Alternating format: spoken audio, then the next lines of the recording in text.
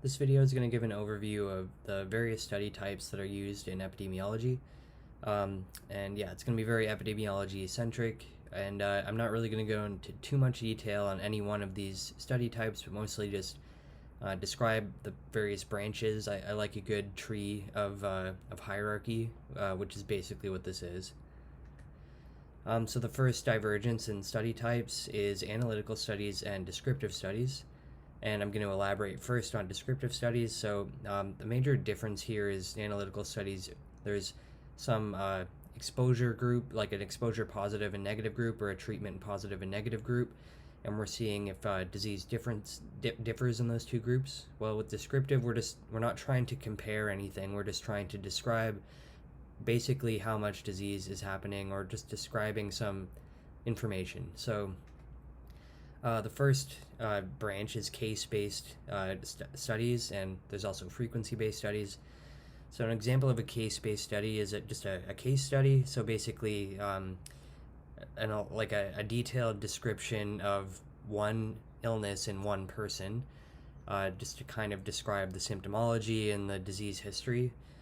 A case series is a step up from that, where you're describing several cases, ideally of the same disease, and just kind of taking it as like where this one case might be non-representative. It usually is non-representative in the sense that it's like some really rare thing that this like doctor or researcher feels it's necessary to share with others. Well, a case series, you're starting to kind of like try and figure out what does the average disease look like in the average disease history, because you have a larger sample size, and all of a sudden you're not doing any formal analysis yet, but you're basically going from a sample size of one to a sample size of more than one, so you can make kind of broader conclusions. So these are case-based, and like I said, there's not a ton of enumeration of things, except this one's kind of borderline enumeration. But frequency-based is where that really where what we reserve this definition for stuff, basically, where we're trying to describe how much disease is in a population.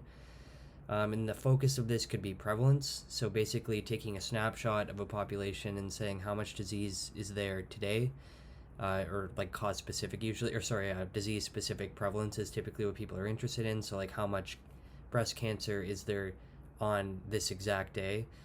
Well, incidence is more interested in following a population over time and seeing how much new disease is being accumulated. But this is all descriptive in the sense that the interest of none of this is who's getting disease and who isn't. It's just how much disease is there. And it doesn't need to be a disease. It can be prevalence of an exposure. It can be prevalence or incidence of a whole bunch of things, basically. It doesn't necessarily need to be disease. Analytical studies is the bulk of epi, basically, mostly because like prevalence is valuable in the sense that it can tell you a little bit about any one given location. Like, say I found the prevalence of obesity in Toronto, Canada. That's relevant to people who are researching that population, but prevalence is going to vary from location to location, so it's going to be irrelevant to a lot of people. Well, as soon as we're establishing like relationships between an exposure and an outcome, trying to find cause of disease, those are things that are more stable across populations that of interest to more people. So analytical studies are much more common, and in general is kind of more valuable. So the major divergence in analytical studies is observational research and experimental research. So with observational research, you're not manipulating the population in any way. You're just kind of observing what's happening and recording what's happening. And experimental is what people are more typically familiar with who aren't epidemiologists. It's the idea of like a randomized control trial. So we have this like group of people, say a group of cancer patients, and we're randomly assigning them to receive treatment A or treatment B. And then we describe basically who lived longer, if that's the outcome, is mortality. Cluster randomized control trial is similar, where here the unit of interest, we're assigning people to receive some treatment. With cluster randomization, basically you're like assigning groups. So an example of that is like you have a list of cities or a list of homes, and you pick randomly those homes or those cities and apply some treatment to everyone who's in the chosen cluster. So like if it's water fluoridation and we randomly choose a town, we would maybe like fluoridate the water in that town, and then all of a sudden that whole group is now treatment positive, basically. And this is like the most powerful way of determining whether an exposure is related to an outcome, because like there's this concept of exchangeability where, because we randomized treatment status, we controlled a whole bunch of known and unknown confounders at once, and we can be pretty sure that our treatment positive and treatment negative group are exchangeable. So they're similar in every way except for the fact that they were treated or untreated. And then we can attribute any differences in disease to the fact that they were treated or untreated. There's problems with this. Basically, there's a lot of exposures of interest that we can't ethically randomly assign. Things like smoking, you can't randomly assign smoking and force people to smoke, or pretty much anything dangerous. And also there's things that aren't possible to randomly assign, like race. Like you can't assign someone to go from one race to another. So observational research becomes really valuable for those situations where it's not possible or not ethical to randomly assign. And also there's challenges with generalizability of this, where like people don't generally behave this way. People self-assign themselves to exposures, like say they decide to smoke, and that decision doesn't occur in isolation. There's many things that go into that decision that observational epidemiology gets to explore. Well, experimental epidemiology is forcing people to engage in a behavior or take a medication or something, which isn't how people behave in the real world, so it has some generalizability issues. So, like I said, observational research is when basically instead of telling people what exposure to take or what treatment to take, you basically just observe a population and figure out what exposure people assign themselves to. And then figure out if disease differs among those who are exposure positive and exposure negative. So some of the major observational designs are like cross-sectional, cohort, case control, and some alternative designs. The most basic one is cross-sectional, and that's basically like you go to a town or some population and you take a snapshot. You're only interested in, like, let's just say on this day, like May 9th or 10th, whatever it is, like May 9th of 2022, we go to Kingston, Ontario, where I live, and you figure out how many people have lung cancer as of right now, and how many of those people smoke as of right now. So basically, for each person that's involved in your sample, you figure out their smoking status and their lung cancer status right now, and basically try and figure out if you're a smoker, you're more likely to have lung cancer right now. That has a lot of useful implications, but at the same time, like, smoking takes a long time to exert its effect, causing lung cancer. So there's no time baked into this design. It's a snapshot at one point in time. We're figuring out people's exposure and outcome status and seeing if those with certain exposure statuses are more likely to have outcome statuses. But there's huge temporality issues. We don't know if the exposure came first or the outcome came first and caused the exposure. So that's where these other designs start to become more useful. Cohort is like a really classic, just kind of with time really baked into it, where you have this group of people that are all outcome negative, so no one has the disease, but they have their exposure status known. So you have a group of people who smoke and a group of people who don't, and you follow them over time. And no one has lung cancer. Everyone either is a smoker or a non-smoker, and no one has lung cancer. And you follow them forward through time for several years, and you figure out whether more cancer developed in the smoking group than the non-smoking group. And there's there's like more than two, but basically prospective is when you're, like what I just described, you start with like at the time of the study in real time, like you get this group of outcome negative people and follow them forward. With retrospective, you're basically using like hospital records. So at the time the study is occurring, everyone has already had both their exposure and their outcome. So you're going with medical records and figuring out like the date when they were diagnosed with the disease, and you're either asking them or using other medical records to figure out how much time they spent exposed before they got the disease, basically. And you're still able to figure out whether disease was more common in one group, in the exposure group, than the exposure negative group, whether the outcome's more common, I mean. And there's also like kind of hybrid designs where, say, at the time the study begins, you're asking people about their exposure in the past. So let's say the study begins today and I'm asking about your exposure in, like a year ago, but still I'm following you forward until the disease occurs. That's kind of a hybrid of retrospective and prospective. It's retrospective with respect to the exposure measures, prospective with respect to the outcome measures. Case control is a little more complicated and useful for other scenarios, because with cohort you pick people based on their exposure and you wait for the disease to occur. With case control, you pick people based on their outcome.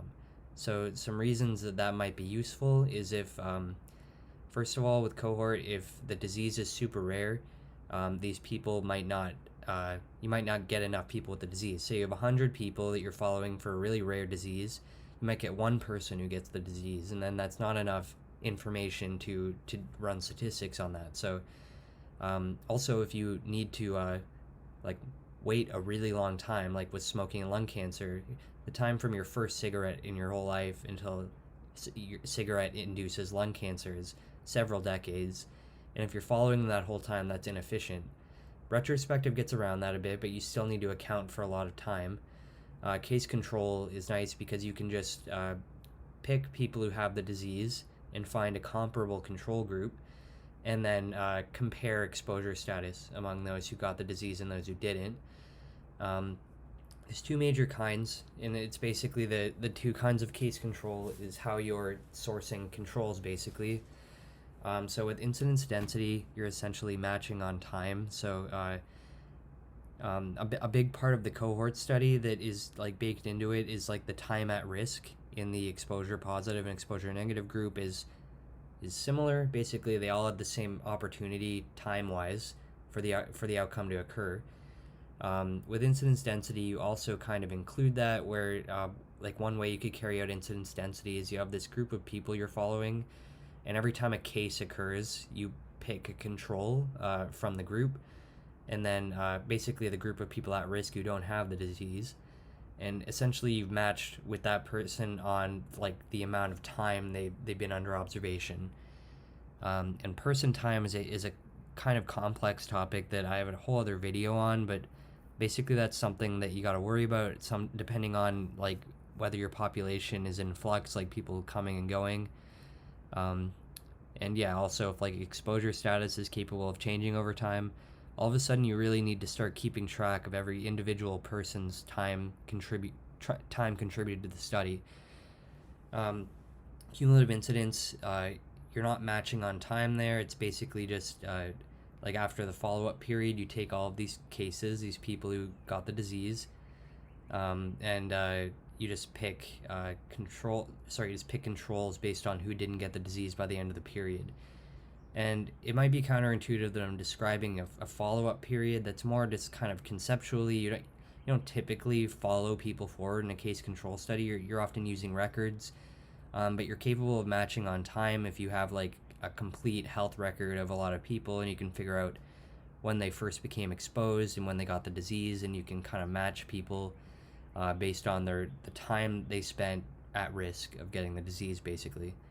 But with cumulative incidence, you're not accounting for that time. You're just you're taking some index date, like say today, like May 9th, 2022, and counting all of the cases that are like that exist right now, and then matching controls, just basically those who aren't at risk, don't have the disease right now, but are at risk of getting it. Alternative designs is the next thing I'm going to talk about. There's a lot of other designs that don't fall nicely into these other categories, but they're also observational analytical studies. So the first one is ecological studies, and that's basically where the unit of interest is a big group in a way, where basically an equivalent of this is like how it differs from cross-sectional is that with cross-sectional we have, for each individual, we know their exposure and their outcome status. But with an ecological study, we might have like two towns, say the town that I'm in now, Kingston, and the town I grew up in, North Bay.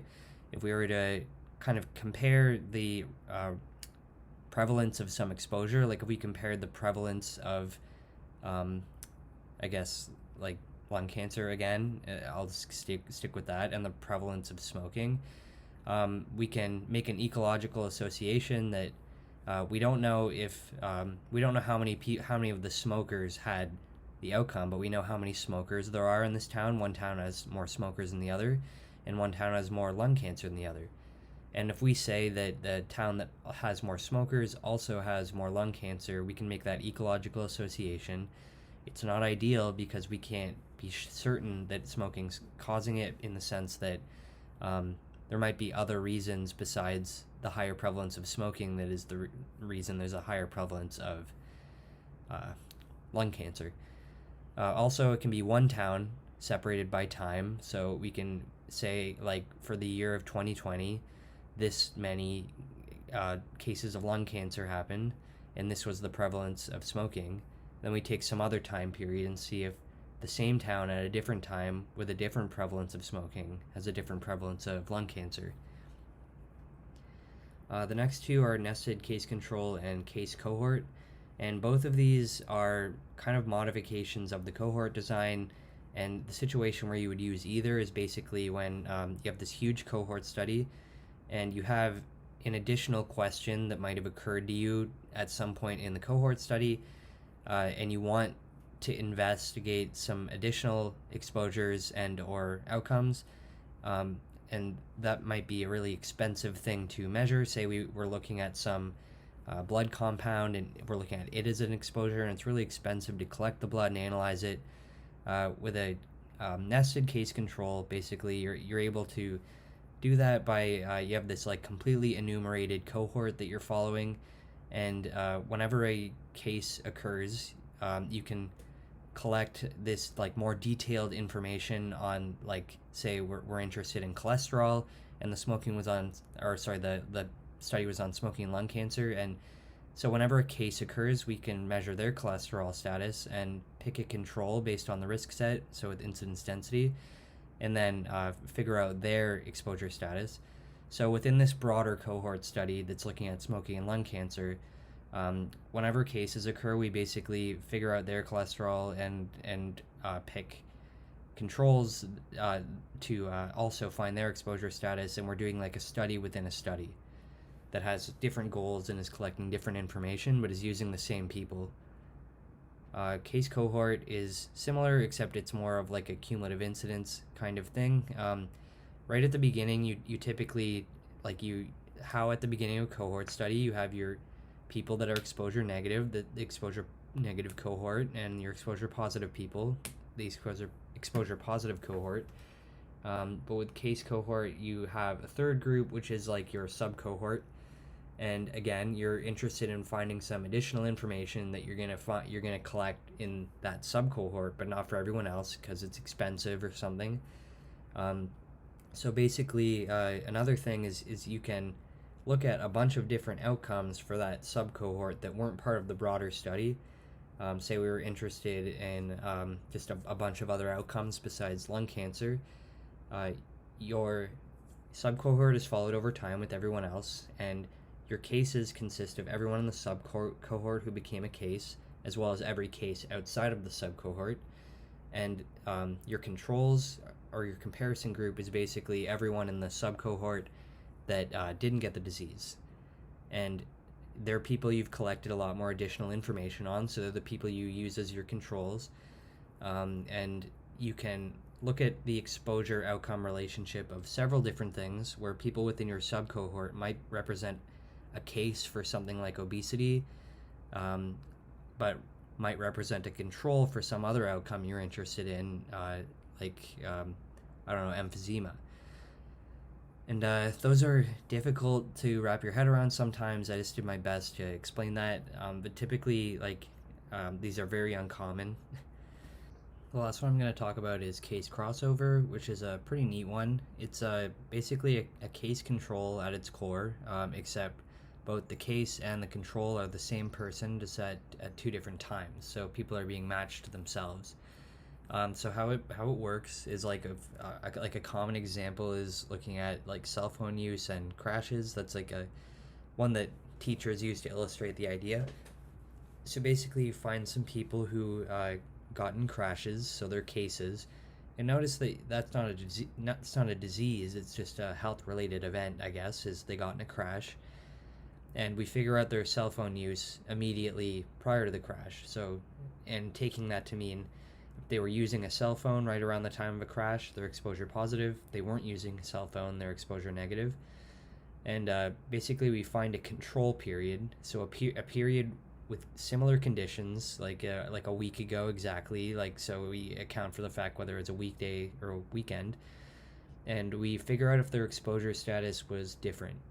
So the idea is we have this period of time when a person crashed and when they didn't crash, and we're gonna see if cell phone use is like kind of just a habitual thing for this person that's independent of their crash, and that would be what this person's contributing if they were on a cell phone at both times. So if they were exposure negative, or yeah, if they were exposure positive in both the case and control period. But if they were on a cell phone when they were in the case period and when they didn't get in a crash in the control period, they weren't on a cell phone, that gives some evidence that maybe it's the cell phone that was causing this. And the case crossover design is cool just because you get to control for so many factors at once that are individual specific, because you're matching an individual to themselves. So you're controlling for a lot of like habits and driving ability and stuff. One thing you'd have to be careful of is that the control period can technically come before or after the case period. But in this example I just said, it would be more intuitive for it to come before, because I think after people get in a crash, they might change their driving habits and be more careful. So yeah, they need to be comparable periods with respect to everything except the basically the outcome status, and we want to see if the exposure status differs. And yeah, for this to work, basically it needs to be like a really transient exposure. Like an example is like asthma, like what is causing asthma needs to be like kind of transient, like and it needs to be like a trigger of the event, like some like air pollution is triggering an asthma attack, and then it goes away fairly quickly. Like in a couple weeks, you might this asthma attack that happened a few weeks ago might have no bearing on today. And in that sense, like it's like a really transient exposure that like doesn't have a prolonged effect on someone. So their exposure status before doesn't have a ton of influence on whether they're gonna have an asthma attack today. Like if you were in a smoggy city a month ago, that might not influence your likelihood of having an asthma attack today. And also, it needs to exert its effect quickly. It needs to come quickly and leave quickly, basically the effect of this exposure, for it to be useful for case crossover. And yeah, these are all really good designs. Basically, like you can find ways to make a hierarchy in the sense that like some might provide a little more like evidence than like for example, a cohort study helps establish temporality compared to a cross-sectional study, and analytical studies as a whole are able to like study cause a lot better than descriptive studies. But that doesn't mean any is better than any of the others. They just have different goals, and there's scenarios where each of these would be the optimal choice.